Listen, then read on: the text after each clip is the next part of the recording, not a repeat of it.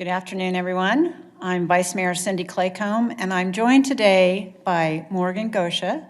She's the City of Wichita domestic violence advocate in our law department. And we're here today to talk about really a tough situation, domestic violence. I just saw some statistics from the police department about an increase in our domestic violent cases, and I'm sure Morgan can speak about that some more. So we want to start off by urging anyone in a domestic violence situation to call 911.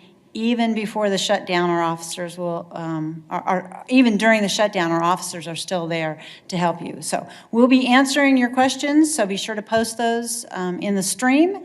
And if you have questions for Morgan or for me, either one, we'll be able to answer those, and Megan will help us out. So Morgan, tell us just a little bit about what you do as a domestic violence advocate.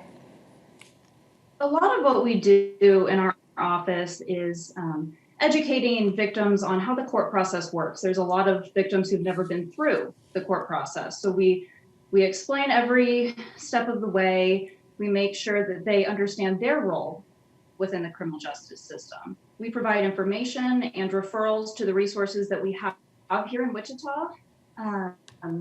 We're in constant contact with victims, whether it's by returning phone calls, calling them after an incident, emailing them, sending them letters notifying them what's going on with the case, when the next court date is, things like that. Yeah, so Morgan, if someone has a domestic violence situation, and often the scariest component is not knowing what's going to happen. So could you walk us through what happens once someone reports a domestic violence situation? Yeah. Initially, after an officer responds and an arrest has been made, upon that defendant's release from jail, there is a state-mandated 72-hour no contact between the defendant and the victim. It is very important that the victims tell the officer what a good address is, what a good phone number is. That way, the court advocates can get a hold of them and explain what's going to happen next. Going back to that 72-hour no contact, if there's a victim who wants that extended, we do have protection orders in place, protection from abuse orders, and protection from stalking orders that they can still get at this time. They can either contact the PFA office or they can contact the court advocates, and we can get them the necessary paperwork to do that.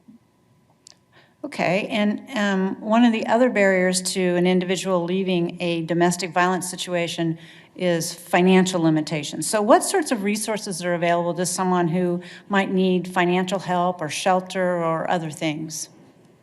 We do have resources available by the United Way. You can call that at 211. There is information on food banks, health services, and other victim services available. There are also numerous charities that we have in the area, and those include Catholic Charities, Wichita Family Crisis Center, Harbor House, Wichita Sexual Assault Center, and many more. And we actually have one of my coworkers, who is also an advocate, is going to be posting these places in the comment section here on this feed. That way it's easily accessible for people. And as court advocates, we are always there to point people in the right direction to these services. So you can always call our office. We can send you brochures or talk you through it as well. Yeah, well, that's great. That sounds like there's some good resources out there for folks that may need those. You know, we've seen some just truly tragic crimes in our community the past few weeks stemming from domestic violence. And as I said, the statistics for the police are up. Anything you want to add to that? Just that we are still making contact with victims, and we're still here. We just want victims to know we are answering the phones, we can get them help, and we can talk them through it. So we're here, and we're ready to help. Yeah, well, that's great. Thank you. So no one deserves to live in fear, and anyone experiencing abuse deserves help. So if anyone that's listening or knows someone that's experienced domestic violence, we want them to know that they're not alone, that there is help available, and we really appreciate that from the victim advocates. So we have to tackle domestic violence in our community and work to make our community the safest it can be. I think we'll open it up for questions. Megan? What does someone do if it's someone they know that's in a domestic violence situation and not necessarily themselves? Pull that person aside, talk to them, let them know you're there. be someone who can listen, and then don't pressure them into making a decision or judge them based on a decision they might make regarding the situation. They can always call the National Domestic Violence Hotline, and that's 1-800-799-SAFE. And that will also be posted in the comment section of this feed. And like I said earlier, we have all those resources available, so call us and we can help in any way we can. Yeah. Other questions? We have one more. So what are some of the warning signs of psychological or emotional abuse? Because not all abuse is physical.